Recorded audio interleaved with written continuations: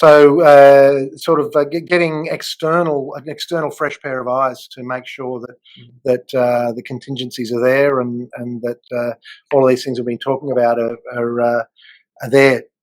When and how and... Interesting question. I'd have to give the consultant's answer that it depends. Depends on how strong the muscle is for open, honest conversation inside the organisation. The beauty of bringing in an outsider is they can ask questions that no one else often feels comfortable to ask, and can keep drilling in when they hear something that doesn't quite gel. When the CEO starts talking and everyone shuts up, the outsider can hold them and say, "Hey, what's your thought? What's your thought?"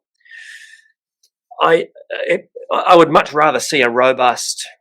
It's not so much a planning culture, but a culture of what are we going to do?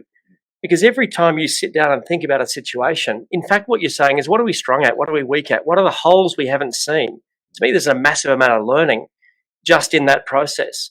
I would always rather the organisation be able to do it themselves, but sometimes they just need a nudge.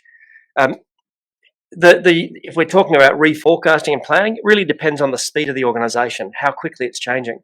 Some organisations, you only need to look at the forecast every 6 months, because things don't really change that much. Sometimes every 3 months.